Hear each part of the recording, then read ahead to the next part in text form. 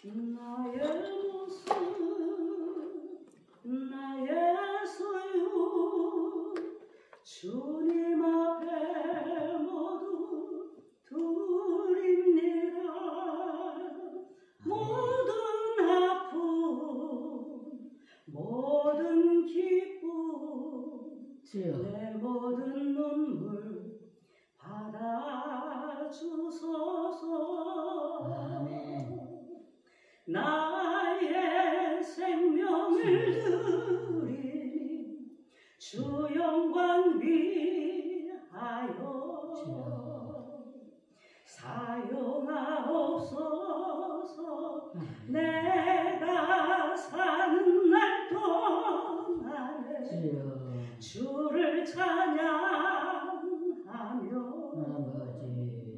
기쁨의 제물 되리. 나를 받아주소서.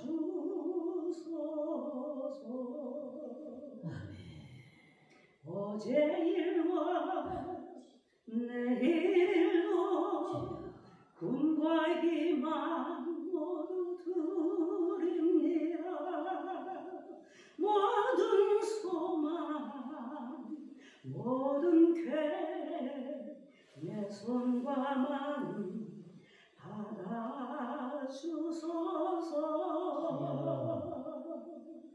나의 생명을 드리니 주 영광 위하여 사용하옵소서. 내가 사는 날 동안에 주를 찬양하며 기쁨의 제물 되리. 나를 받아주소서.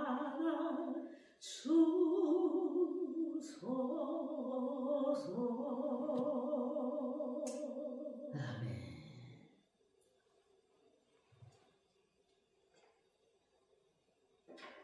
아멘. 감사합니다. 오늘 우리가 읽은 예수님이 삭개오의 집에서 들려준 이 말씀을 가지고 열 종과 열 문화 비유라는 제목으로 말씀을 전하도록 하겠습니다. 오늘 본문은 예수께서 만왕의 왕으로 심판권을 가지고 재림하실 것을 가르쳐주고 있는 말씀입니다. 예수님이 예루살렘에 가까이 이르자 제자들은 하나님의 나라가 당장 나타날 줄로 생각하고 기대하였습니다.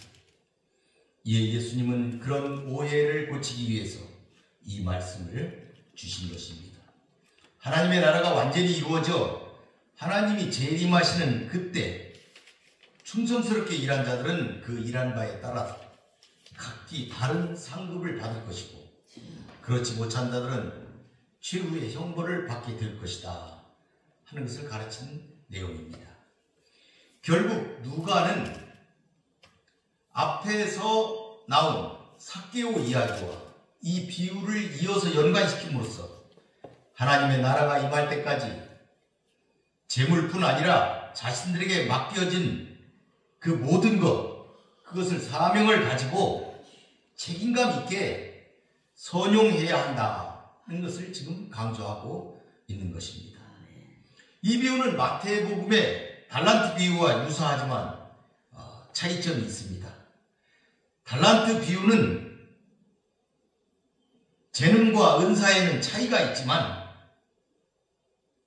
충성을 다하면 동일한 상급인 구원이 주어진다는 것을 강조했지만, 열문화 비유는 모두에게 동일한 한 문화의 기회를 잘 선용하면 그 결과에 따라 상급의 차이가 있을 것임을 가르친다는 그런 차이점이 있습니다. 이 내용은 역사적인 배경을 가지고 있다, 이렇게 신학자들은 말하고 있습니다. 당시 헤롯이 죽은 후에 그의 아들 아켈라오는 왕위 계승을 위해서 황제가 있는 로마로 갑니다. 그러나 유대인들은 그를 싫어해서 몰래 반대 사절을 황제에게 보냅니다. 그 다음으로 아켈레오는 유다와 사마리아의 통치권을 얻었지만 왕권을 얻지 못했습니다. 통치할 수 있는 권한만 갖고 온 게 된 것이죠.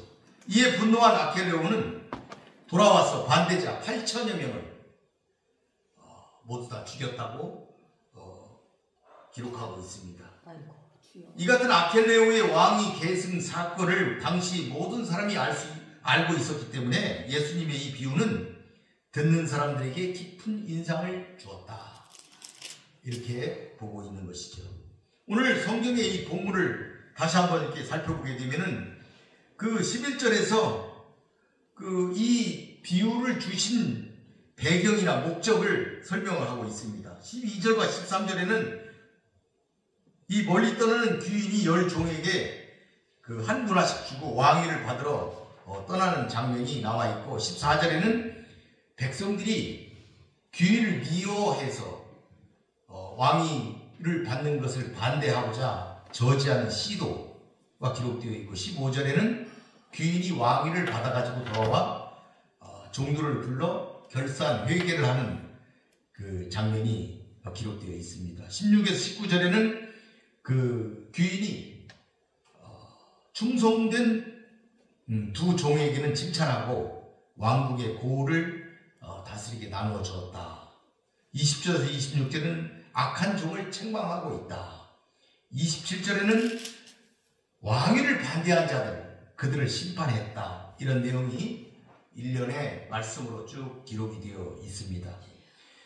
이 본문을 보게 되면 결국 아켈레오는 왕권을 가지고 돌아오지는 못했지만 여기 있는 귀인은 왕권을 가지고 왔다 하는 것을 우리가 알 수가 있습니다. 11절을 보게 되면 그들이 이 말씀을 듣고 있을 때에 이렇게 했어요. 이 말씀을 듣고 있을 때에 어떤 말씀을 듣고 있느냐면은 지금 예수님이 삭개오의 가정에서 구원을 선포하시면서 자기가 이 땅에 온 목적은 잃어버린 자를 찾아 구원하기 위해서 왔다. 이렇게 말씀을 하시는 중에 이 비유를 더해서 말씀을 하셨다. 이 말씀입니다. 이는 자기가 예루살렘에 가까이 오셨고 그들은 하나님의 나라가 당장에 나타날 줄로 생각함이더라. 이렇게 했어요. 이렇게 말씀을 그 집에서 삭개오 집에서 말씀을 하고 있는데도 그들은 예수님께서 곧 예루살렘을 입성하시면 예루살렘을 접수하고 이 어떤 왕국을 차지하려면 그 수도를 접수해야 되잖아요. 쳐들어가서. 그래서 예수님이 수도를 접수하고 거기에 메시아 왕국을 건설할 것이다. 이렇게 생각을 했다 이 말이죠. 따라서 예수님은 그들의 이러한 오해를 바로잡아 주실 필요가 있었던 것이지요. 그래서 열문화의 비유를 말씀하신 것이다. 이렇게 이 비유를 하게 된 동기를 지금 설명하고 있습니다. 그러니까 메시아의 심판과 통치가 완전히 이루어지는 하나님의 나라는 지금 즉시로 임하는 것이 아니다. 그 나라가 완전하게 임하기까지에는 제자들은 맡겨진 일에 충성을 다해야 한다 하는 것을 비유를 통해 가르쳐주고 계시다. 이렇게 볼 수 있습니다. 12절 13절을 보게 되면 이르시되 어떤 귀인이 왕위를 받아가지고 오려고 먼 나라로 갈 때에 그 종 열을 불러 은화 열 문화를 주며 이르되 내가 돌아올 때까지 장사하라. 장사하라. 이렇게 귀인이 명령을 했습니다. 명령을 했어요.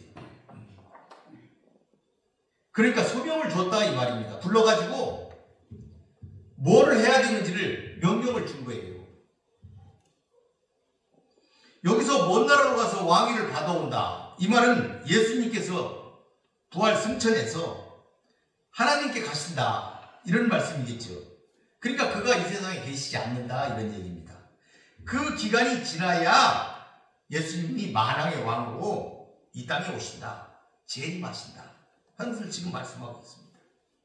그러니까 예수님이 다시 오실 때는 심판자, 통치자의 완전한 왕의 모습으로 이 땅에 오신다. 하는 것을 지금 설명하고 있는 것이죠.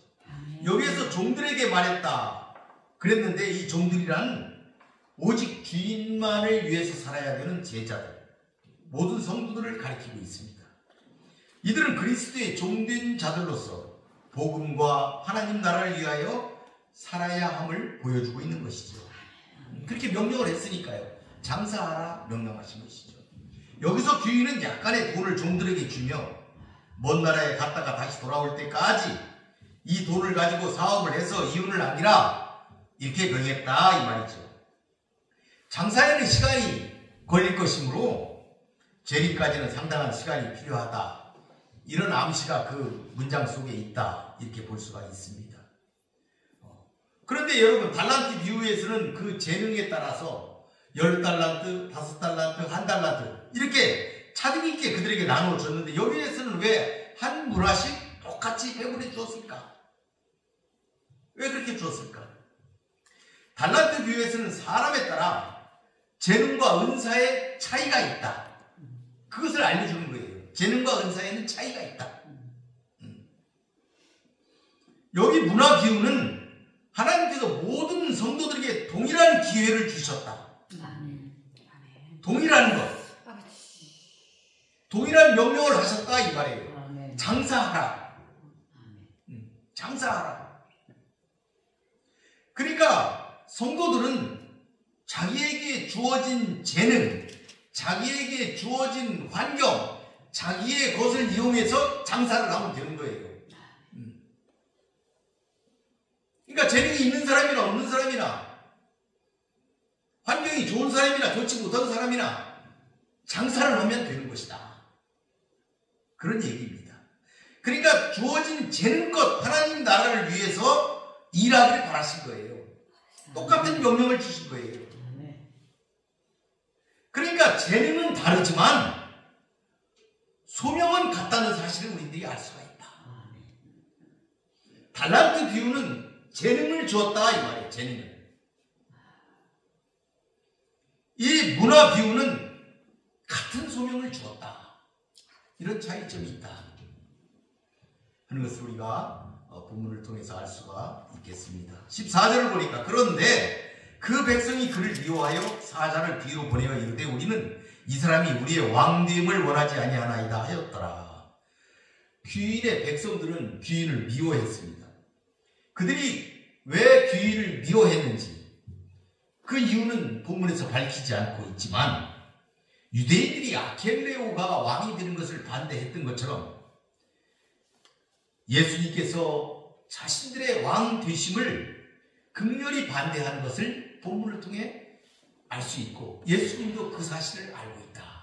그러니까 지금 예수님이 예루살렘에 들어가시는데 그곳에서 극렬한 반대가 있을 것이다 하는 것을 본문을 통해서 우리가 알 수가 있다 하는 것이죠. 요한복음 19장에 보게 되면은 이렇게 기록하고 있어요. 예루살렘에서의 일을 기록하고 있는 것입니다. 그들이 소리 지르되 가이사 외에는 우리에게 왕이 없나이다 하였다. 가이사 외에는 우리에게 왕이 없다. 그러니까 예수님이 왕 되는 것을 원하지 않는다 하는 것을 그들이 소리쳤다. 대제사장들과 서기관들과 그 예루살렘 거민들이 그렇게 소리를 질렀어요. 예수님을 묶어놓고 가이사 외에는 왕이 없다. 예수님은 유대인들의 그러한 영적 완고함과 패역함을 이미 아시고 지적하고 계신 것이다 하는 것을 볼 수가 있는 구절이겠습니다.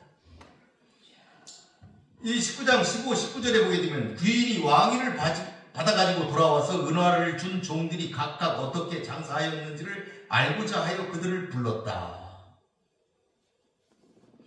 본문은 예수께서 장차 만왕의 왕으로서 심판자의 권세를 가지고 재림하는 것을 상징하고 있습니다.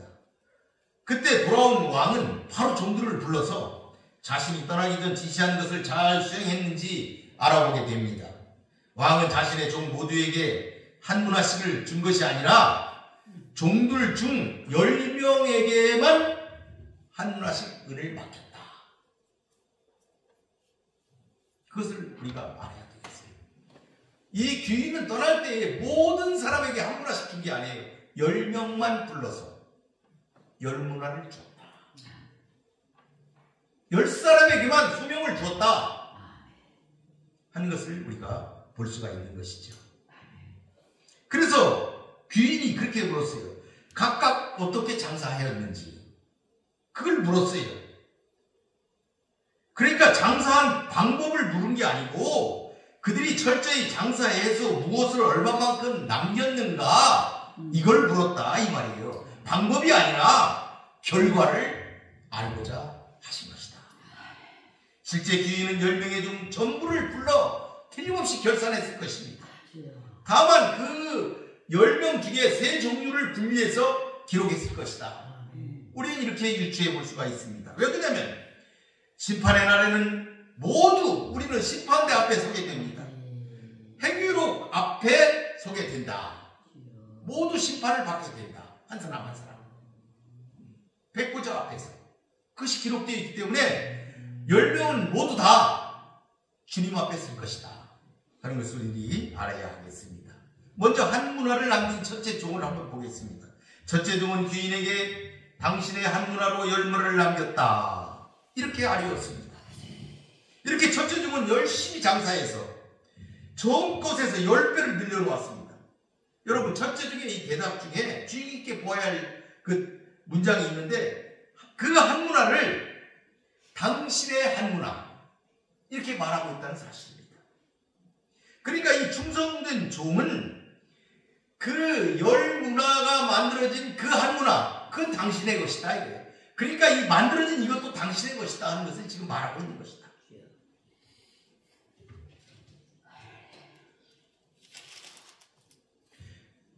이 한 문화가 원래 내 것이 아니고 당신의 것이었기 때문에 남긴 것도 내 것이 아니고 당신의 것이다 하는 사실을 그 종이 인정하고 그것을 고백하고 있는 것이다. 그는 주인이 맡긴 적은 돈으로 많은 것을 남겼으며 이를 모두 주인에게 돌리는 선한 청직이었다 하는 것을 알 수가 있습니다. 사실 주인이 맡긴 한 문화로 장사하는 것은 소홀히 할 수도 있는 일이었지만 이 종은 주인이 맡긴 일은 그것이 크든 작든 모두 귀중한 일로 여겨 최선을 다하였음을 알 수가 있습니다. 주인